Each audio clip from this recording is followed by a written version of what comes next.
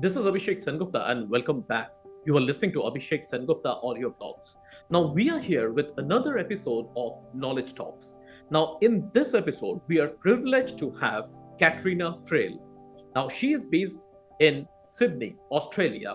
She is an internationally recognized business mentor known for her transformative approach to leadership and entrepreneurship. With over 25 years of experience, Katrena empowers entrepreneurs and leaders to master their unique field of excellence.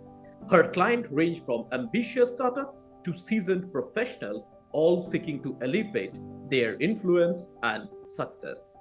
As an award winning author and a TEDx speaker, Katrena's mission is to help individuals unlock their potential and create thriving, future proof business.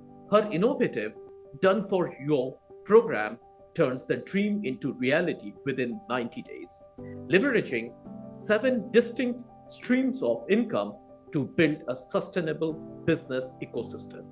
As Katrena is here with us, we have taken a wonderful and a very interesting topic for discussion: personal branding for sustainable success in business. First and foremost, welcome to our show. Thank you for having me. Lovely to be here. Thank you. So, Katrena, we are going straight to the topic. So, point number one, personal branding. Now, what is personal branding? Now, defining a personal branding and its relevance in personal and professional life is important for any startup founder. Many a times we neglect, we do a lot of stuff, we create products, we do a lot of stuff, but we neglect personal branding. So first and foremost, we would like to understand from you what is personal branding, if you can do a little definition, and how is it relevant in personal and professional life. Over to you. To think of personal brand as the thing that walks in the room before you do.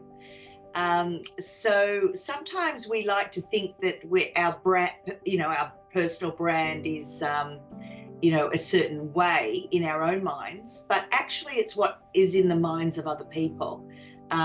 So when somebody wants to hire you, they look at your ecosystem, your entire personal brand, and what's out there about you.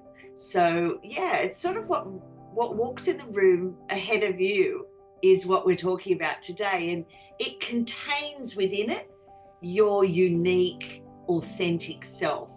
What is it that you project out into the world? What's your impact out in the world? And how are people receiving you out in the world? And that affects your personal as well as your professional life. And I don't see the two separately. I like to think of them as one thing, which is life, just life in general. And you get a lot of business opportunities through your personal networks. So you're pretty much on all the time.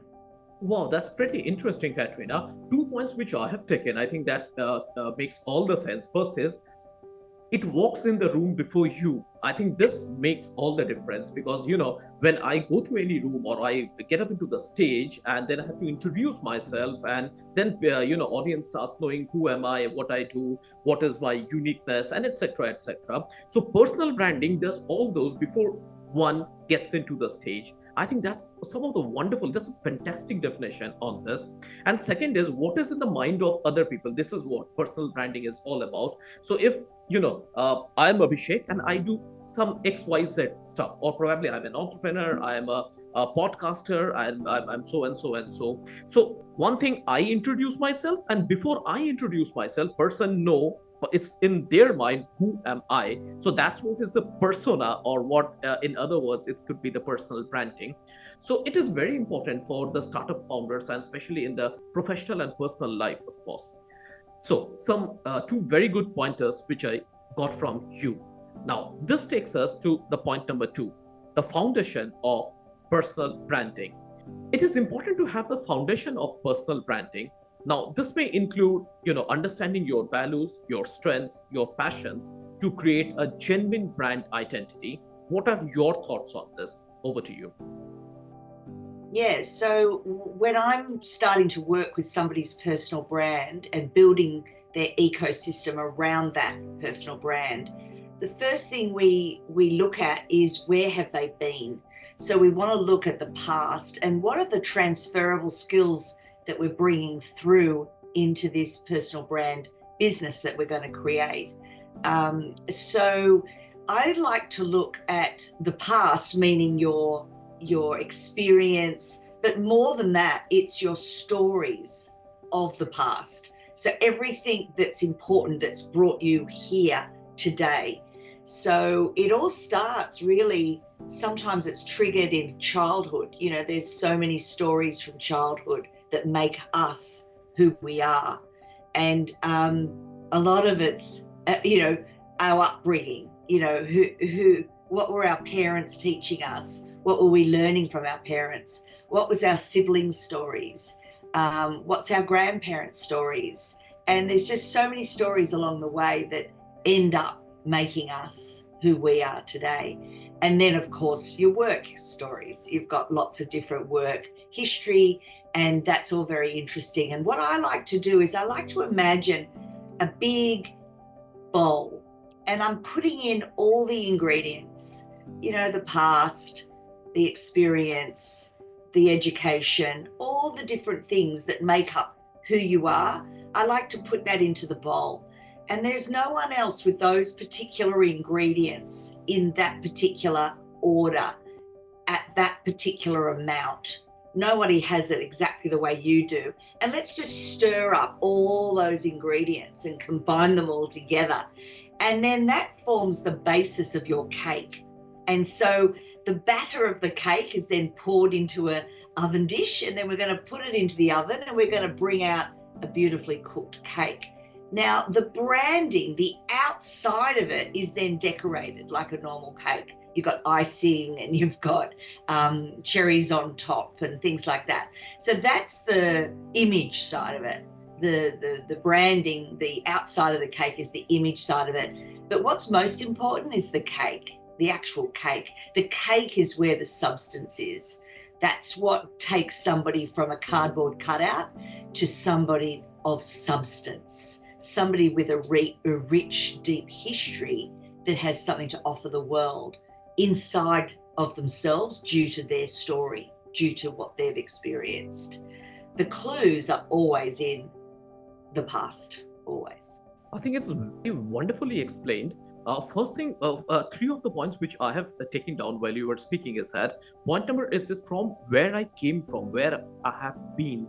So here the past is very important. Past could be good, past could be bad either. So in personal branding, bad past is not bad. It is always said that bad part is good as long as your present and future is good, as long as you have come out of this. Many of the people who really struggled in their past has come up with, some of the finest success stories. So that's there, that struggle, the path they have traveled, that what makes their personal branding. So this is something which is important. How you present your past could be good, past could be bad either. Everyone's life is not bed of roses, of course. It's also full of thorns. Most of the time it's full of thorns. Most of the people are not born with a golden spoon in their mouth, but that's how it is. The past matters.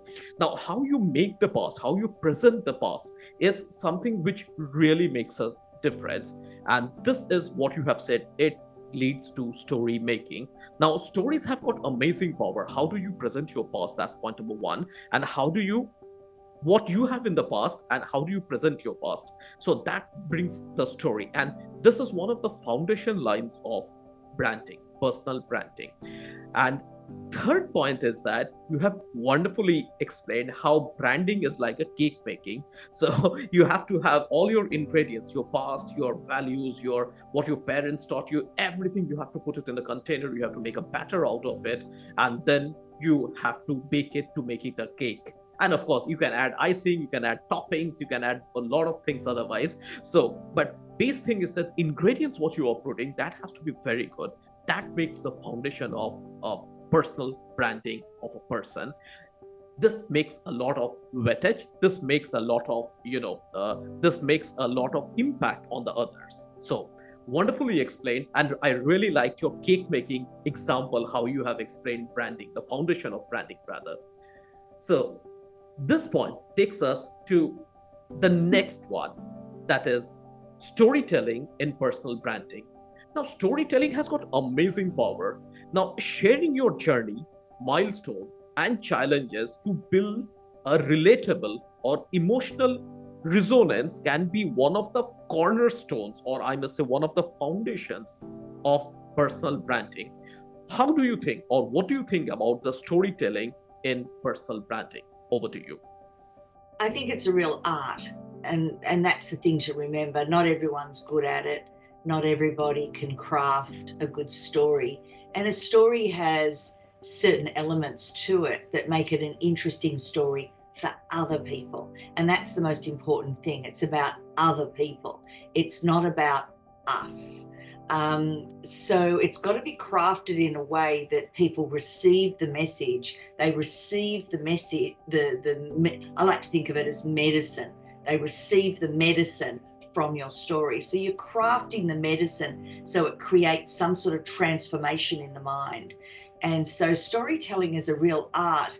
And I don't think storytelling has always been one of my strengths. But, it's something that's an ongoing journey, something that you're constantly improving. Even though I've been around for 25 years, crafting my own story as it develops is an interesting process. And so it's going to be the same for most people coming into business.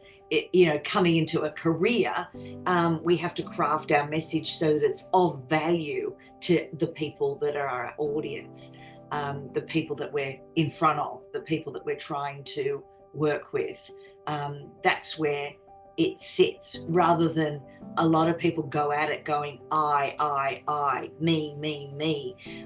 It's this is what I've done, and it bores everybody about everything that they've done. It's the way it's crafted draws people in, and people come into your world, are attracted to your message, are magnetized to your message, are magnetized to you. And that's your personal brand doing all the heavy lifting for you.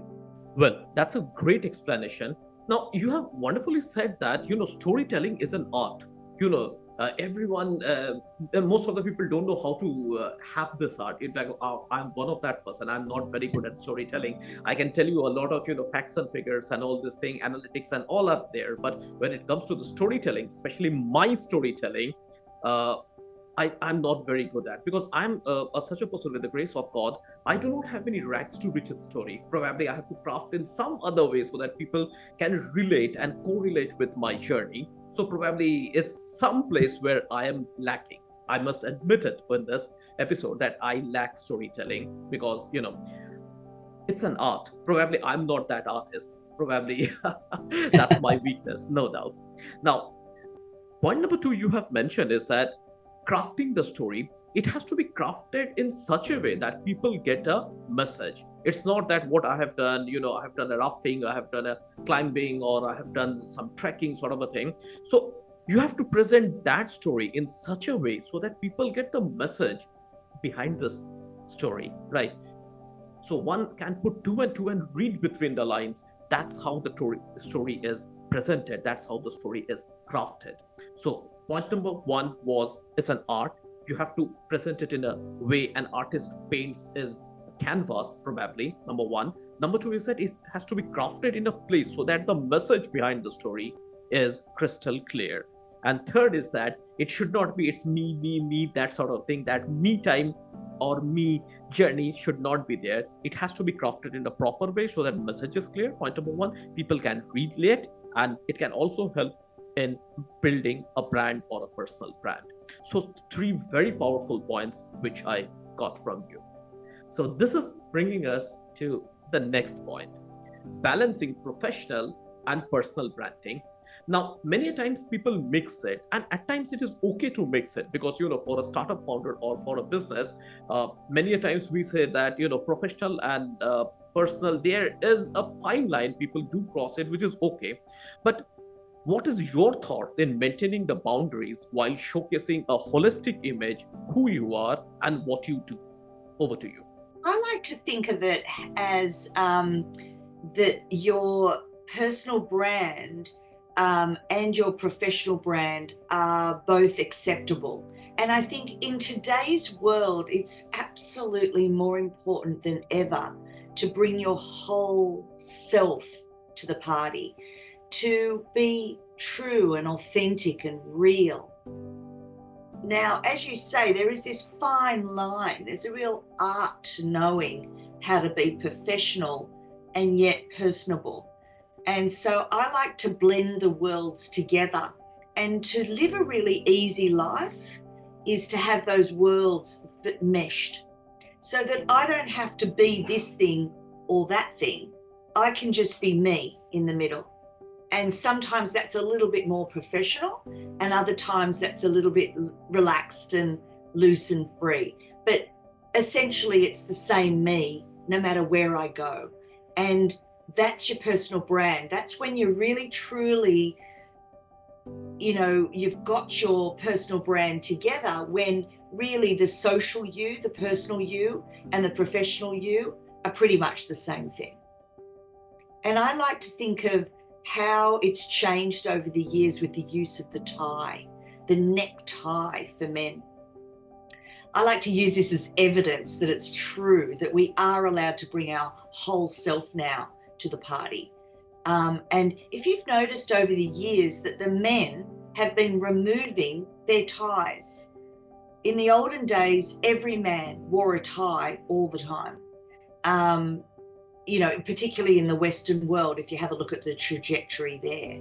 And then if you notice the last sort of 20 years, the tie came off. They're on stage and the tie is off. They're going to a funeral or a wedding and the tie is off. And so what that means to me is that now the man, his head and his heart are now free to communicate. Whereas before, we put the tie on to indicate we're going to work now, meaning cut off from your heart. And that's no longer the truth. I think that the tie has come off all of us, and we are now not cut off. We now can connect with our head, with our heart. And the heart is what people are actually interested in. Your heart, your passion, your interests, how you can help them. That's where it's at. It's all about heart, and how much heart do you have for your particular field of excellence that you want to share with the world and impact the world with that message. Wow, that's a great explanation. This tie exam explanation is amazing, I must say. Olden days, even I have also seen, the tie was a must wear for the men at that point of time. Even we have faced in Western world, I think it's a couple of decades back, that, while going to dinner from a hotel room to a restaurant, it was mandatory at point of time to have a tie in order to get into the public area in many of the hotels of the Western world, because I have personally seen that. But yes, nowadays it's not that. Even at work also, they're going at ease, and it's okay to go for that. You have rightly mentioned that, I think it's a wonderful explanation. When you are putting a tie across your neck, your head and heart cuts off. That means, you cannot use your heart anymore. You are at work. That's it. No heart, nothing. Follow the orders. But now the things have changed. A lot of creative options have come up. You require a right sync of your mind and heart both. So tie is removed, and heart and brain actually started connecting with each other. So it's a wonderful synonym, wonderful explanation. It's a great explanation. I must say it's a wonderful storytelling, rather. Thank you. I'm practicing. Right. Two more points which I got is, at times, personal and professional self is acceptable. Many a time there is a fine line, but as I have already, mentioned during the expanding that point, that at line this jump is acceptable. There should not be a rigid line or an iron line between that, but let there be a fine line or porous line between them. Let there be a little plus and minus, left and right, perfectly all right. The third point which you have mentioned is that bring your whole self to party. Now, I think here brings an important point, that is authenticity. Person should be authentic rather than a cosmetic, bringing a cosmetic person to a party or presenting yourself as a cosmetic person, which nowadays people do not like. People always like a person who is authentic, who is natural, and who is a self being rather than a created artificial thing. So that's what. Many a times we have seen that, previously, even the animated movies nowadays have got a real human voice. That's a change. That's a change in paradigm, I must say. So three wonderful points. Best of the lot was definitely the example of the tie. So that was my favorite. I have personally written it down. Let's see how can use it somewhere. Now, this is taking us to the next point. Emotional intelligence in branding. Now, emotional intelligence is a very powerful factor in branding. Understanding and managing relationships, or I must say, emotional intelligence, effectively can be a wonderful tool for creating a positive brand impression. What are your thoughts on this? Over to you. Well, the last 25 years I've been obsessed with, I think it actually sits at our foundation of our success. I know when we were growing up, everything was based around our IQ. And really, when you come out into the world, the people with very, very high IQ are not always the most successful people in the world. The ones that are the most successful are the ones that can relate to people and can do the relational intelligence piece. If you can't sell anything to anybody, then you're not going to ever be that successful, including being able to sell yourself in an interview. That's selling. Right down to when an entrepreneur is doing a startup business, they really need to sell a lot of things. They need to sell the brand, the purpose, the CEO, the founders. I mean, there's a lot to sell, not just product. But we are essentially the product. When it comes down to a personal brand business, we are the product, and people need to buy in to that vision of some sort. And so I like to use personal brand and emotional intelligence together as one. So let's just sort of stop for a second and think about what is EQ. At the very highest, chunkiest level, it's, the know yourself really well. And then the other half of it is know your impact on others. So everything you do in personal branding, you know exactly what impact it's going to have on others. So that's essentially it in a nutshell. But then what happens is we come down to the next level of detail. And there's 5 things that we need to be looking at when we're down there at that level. The first one is self-awareness, which we've already talked about. The next one is self-regulation, the ability to self-regulate our emotions, regulate our state. And when we are out there with our own personal brand, you want to be able to regulate, not just fall apart at the first hurdle. You've got to be able to regulate. So when I get up on stage, I need to know what my state's going to be.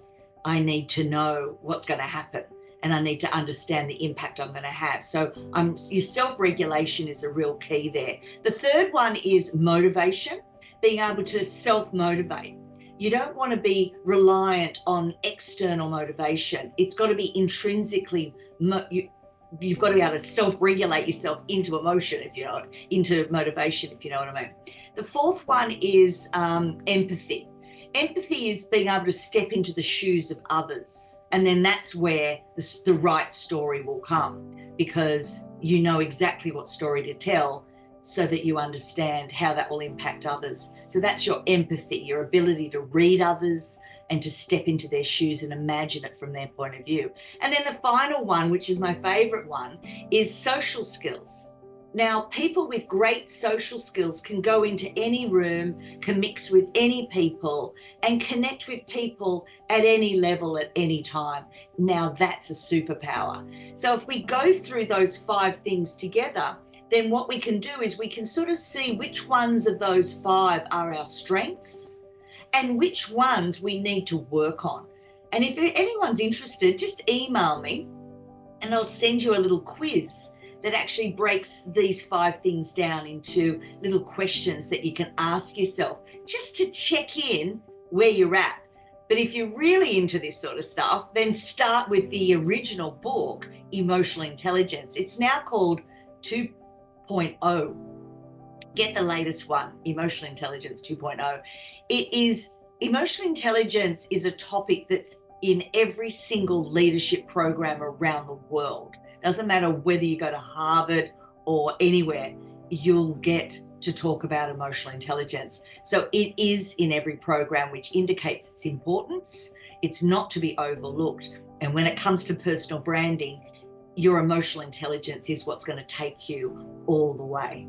That's a great explanation, I must say. You have rightly said that, people are now moving from IQ to EQ because, when we were young, and definitely we used to get a lot of lectures and a lot of, stuff about IQ, that IQ questions and IQ test and all those things were there. But nowadays, those IQ question or IQ related questions have changed to what we call as Gallup. Gallup is a situation where the people are asked to select a probable or the kind of I must say action they would like to take in that situation. There is no wrong or right answers, but it could be any of the thing based on which they calculate their emotional question, EQ, not IQ but EQ.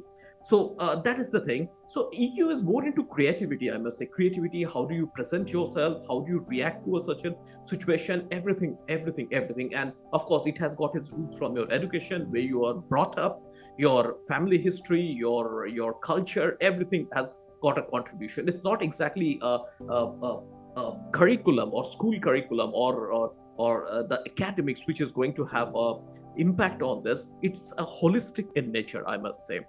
Point number 2, the 5 points which you have mentioned, those are amazing. Self-awareness, self-regulation, self-motivation, empathy, and social skills. I must say the last 2 points, empathy and social skill, are the real game changers. Empathy is, you have to feel how other person is feeling. Now this has got a lot of power when you are in a difficult situation, or if you are handling a tough situation. This empathy can really turn your table. That's I have personally seen many a times in our business or in our business journey. We have seen empathy can really be a game changer. And the superpower which you have mentioned, the last point, is the social skill. Yes, social skill. But one sad point I keep on saying, that in our schools or in our higher education, we learn a lot of technical knowledge, a lot of theories, a lot of theorems, but the things which are really required are these points, which are most of the time our curriculum or academics give it a miss. So let's hope our next generation or in future people will include these things in their curriculum. But let's pray. Yes. yes, please. That's what I'm hoping for. It's going to be the thing that will change history. It will change history. It will change our future if that's what we focus on as our curriculum in schools. And people like you and I have been having that wish for many, many decades now, for them to change the curriculum and to help children work on their EQ just as much as the usual. Absolutely, 100%, because in case these kind of points are put in the curriculum, if people start learning this right from the young age, there will be a lot of psychological benefit these people will have, the students will have, because we have personally seen that nowadays people are a lot stressed. Many depression cases are coming up now. With these people will be able to handle their emotion, will be handle their demotivation, or can even know how to handle a tough situation. So with this, their stress level will go down. They will be more smart. Of course they all are smart, I'm not saying they are not, but they all are smart now. All smart kids are there. So it will be a game changer overall. Personality wise, that's going to be a real game changer for that. So hoping for the best. Probably in some time in future, these all will be included in the school curriculum. So This is taking us to the next point: common pitfalls. Now pitfalls are there in every industry. Pitfalls are there in every aspect of one's personality and business. So pitfalls in personal branding. So what are the common pitfalls in personal branding?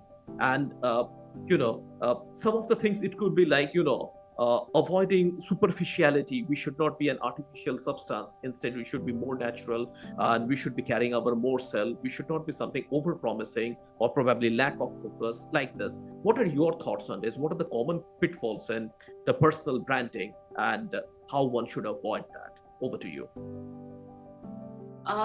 Well, there is so much to say about pitfalls, but let's just talk about the things that I've noticed the most in the last 25 years.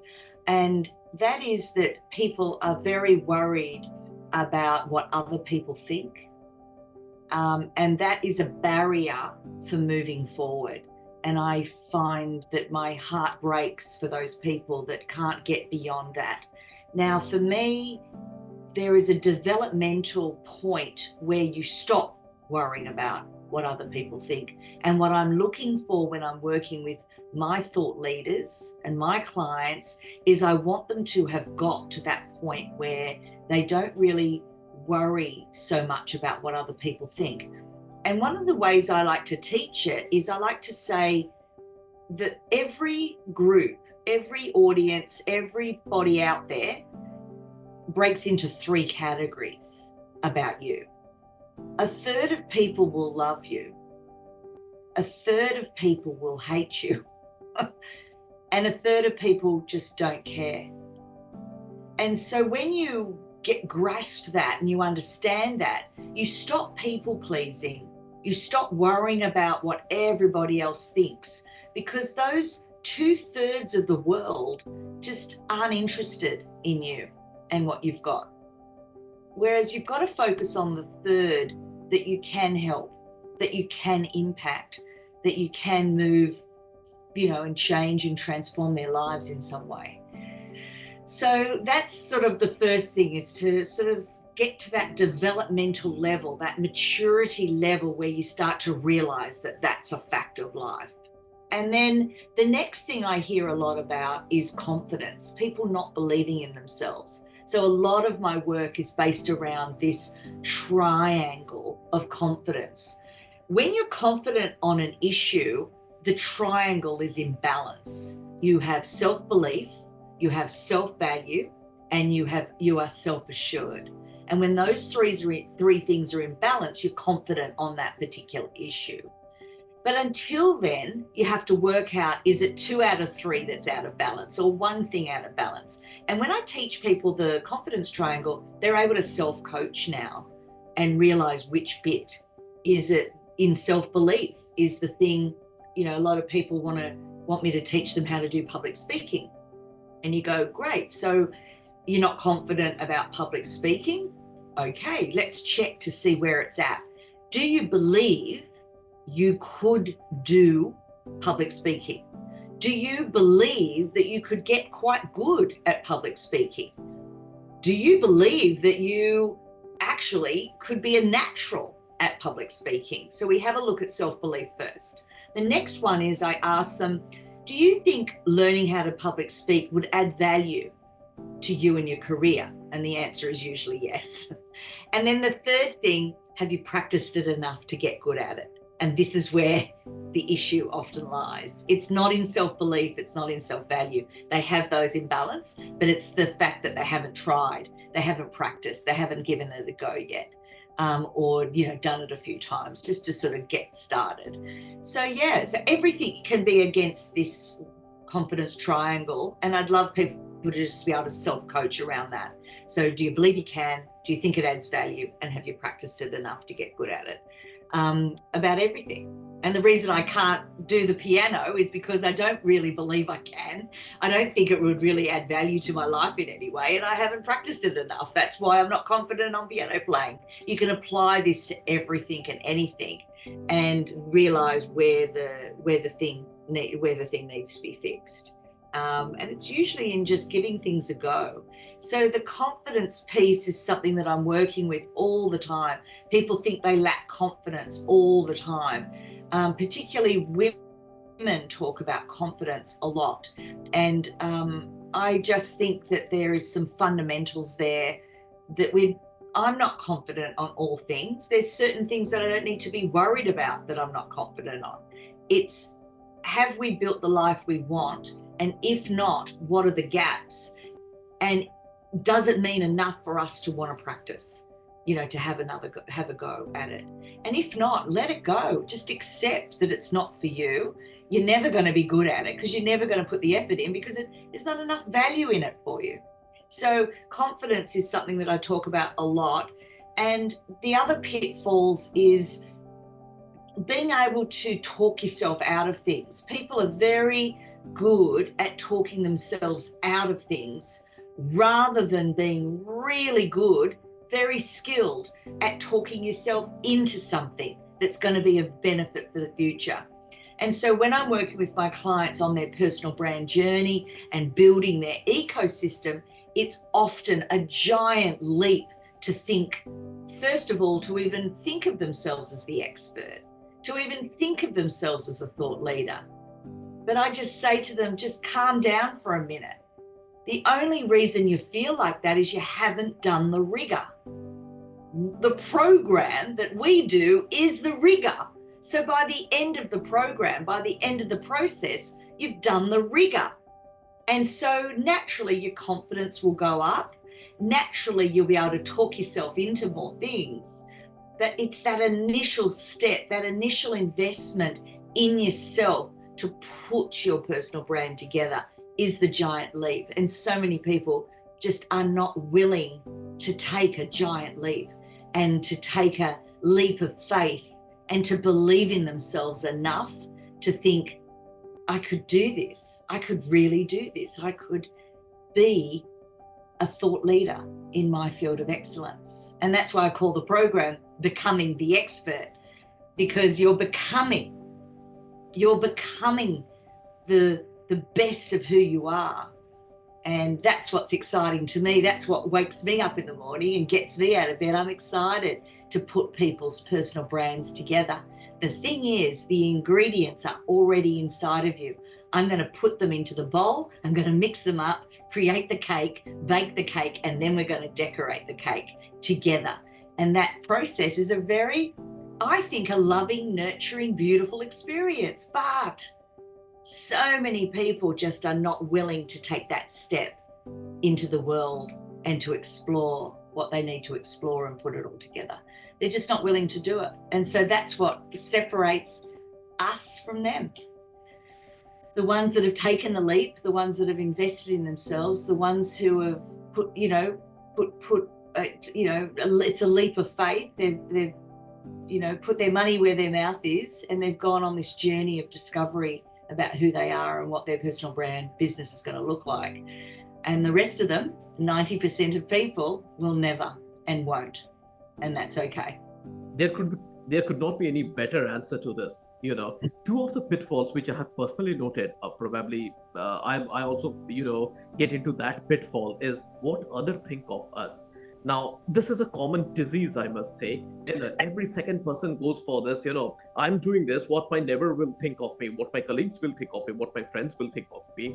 But you have rightly mentioned that 1/3 of the people will love, 1/3 of the people will hate, and another 1/3, the last 1/3 will don't care.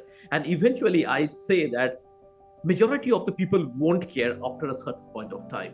So they will talk about you, they will do a grapevine on you, it's all fine. But after a certain point, they will stop and they will get back to their own life. So that is something. So it is absolutely immaterial what the others thinking of yourself. It is more important what you think of yourself, and at the same time, how much value you create for yourself and for others. That's more important rather than thinking and wasting your time thinking about what others think of you or your actions or your project or whatever you take it as.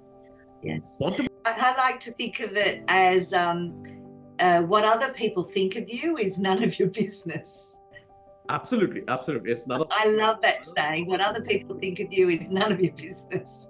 You just do your best. You project how you want to help people, and what other people, how they receive that is really up to them. That's their process, not for us to worry about. Just be your best. That's all. Absolutely. You have rightly you said that it's none of one's business what others think of him or her, but at the same time one should be absolutely stable mind while dealing with such kind. Many a times, it's very disturbing. Many a time comments from others are at times disturbing. Person should have a very stable mind in order to simply ignore. Ignoring them is the best thing. Don't counter them. Don't justify them as well. Simply ignore them and carry on with your good work. I think that's the best remedy possible. Nothing else can. After a certain time, they don't care. 1/3 of people don't care. Now 100% of the people won't care after a certain point of time. So wonderful. Uh, Point number two over here, which you have said, is the confidence. And the triangle of confidence is a wonderful concept. Probably I have personally taken it down. These triangle of three factors of the triangle of confidence are the real game changers, I must say. One should do everything so that this equilibrium of these three factors of the triangle of confidence do not get disturbed. It should be in equilibrium, and one should try its level best, or his or her level best, to put this in equilibrium. So wonderfully explained. The pitfalls are certain, these two pitfalls which I also fall into. Honestly, I also fall into. So many a times, I get worried with others think of me. That's there. And triangle of confidence, many a times I face that equilibrium disturbance. Even my triangle of confidence also gets disturbed at times. So of course, that's their wonderful explanation. Now, this is bringing us to the next point, the legacy of personal branding. Now, a well-crafted personal brand continues to have a long-lasting impact, or a long-term impact, reputation, and create opportunity. Now, this goes on for a very, very long time. Most of the time, personal branding is a very long-term exercise. That's one, and effects are also long-term. What are your opinions on this? Over to you. Well, in a personal brand business, the business is based around you. And so in a way, it can be argued that the business is not a business at all. There's a gentleman called Matt Church, and his business is called Thought Leaders. And he calls it a practice, meaning when you die, the practice dies with you. However, what is left is your life's work. And so that could be in the form of a book. And in our case, it could be in the form of digital interviews and digital recordings, which is fantastic now. There's so much of that out there. And so that's sort of what is left. So what are you leaving behind when you go and the personal brand is done and finished? There is a legacy left behind. And for some people, that legacy will be huge and goes on for decades and decades. And there's some legacies out there that are still going to this day, hundreds of years. It's hundreds and hundreds of years. It's amazing. One of the first personal development books I ever read that changed my life, and I know has changed the life of millions, Think and Grow Rich. It's the original personal development book that everything, that whole industry has come from. That book, that original book, everything's come out of that. Everything from Anthony Robbins to all of them, all their principles all come back to this one particular source, the original source of this idea that what we think becomes our reality. And, that's what's important here is if we believe we can, we can. If we believe we can't, we can't. And so it all comes down to self-belief. And so, if your legacy is whether you did anything or not, whether you tried, whether you stepped out of yourself and stepped away from all the doubts, because we're all riddled with the doubts, but some of us can self-regulate us through that dark path, and others cannot even enter the forest in the first place. So yes, my invitation to everybody is to step out, step in, and discover what is your true potential. What are you here to do? What are you here on this planet to experience and to help others. Because after all, that's the meaning of life, is to help others. But the question is, how are you going to do that? Wow, that's a great explanation, I must say. It's a real great explanation. You have rightly mentioned that the person may die, okay, but his or her works will carry on forever. Think and grow rich is one aspect. As seven habits of a highly effective people. Another classic? Yes. Yes, yes, yes. So, such kind of books are real. I must say that they are real works that keep on, inspiring generations after generations. And that's, like Napoleon Hill and all these people are they are real legends, I must say. And, uh, their work, their books, their theories, everything keep on inspiring, and that legacy continues that way. May not be physically that person, obviously everyone, a person who is born is bound to die, no doubt that, but their works carry on and on like that. Even scientists, even inventions, even works, writers, poems, everything goes on and it goes on for generations after generations. So that's one way of carrying on, the personal brands. But that's how it is. Your works will keep on inspiring. So some of the great points, I must say, and it's a very in-depth things, passing the knowledge from one generation to other generation is a great thing. It's a great concept. Probably our next generation or our next to next generation will not be seeing these people physically, but through their work, they will know what kind of people once lived on this earth, on this planet, really walked on this planet. That's something that's amazing. So it's a very complicated topic, but amazing. That's amazing, and it's very well explained by you. Now, this is bringing us to almost the end of this talk show. It was a wonderful discussion on personal branding. And I think personal branding is a very huge subject. It cannot be finished in half an hour or 40 minutes or 1 hour or so. It requires hours after hours and a lot of things and a lot of foundations. Foundation is a very big subject. So probably some other time we can take up this topic, and it's there. So any closing remarks would you like to put for our audience? Over to you. Well, I like to think of it as, what would make life really enriching. And I think the only time life is truly enriching is when we try, when we stretch, and when we grow muscle around a thing. And so that's what your personal brand is. A personal brand is really that person that has stepped out and has stretched and has created a field of excellence around them that they can now leverage. And leverage means you can write a book about it, you can speak on stage about it, you can have a signature program around it, you can coach people on it, you can mentor people, you can facilitate people, and you can consult on that field of excellence. And that for me is the 7 streams of income that you can get from your personal brand.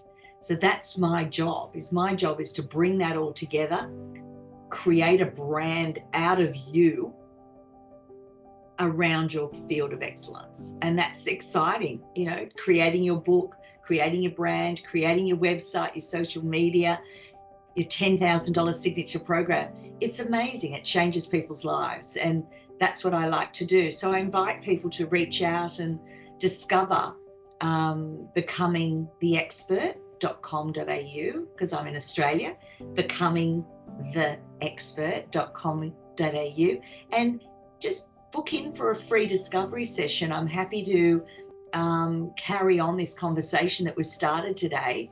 And happy to chat.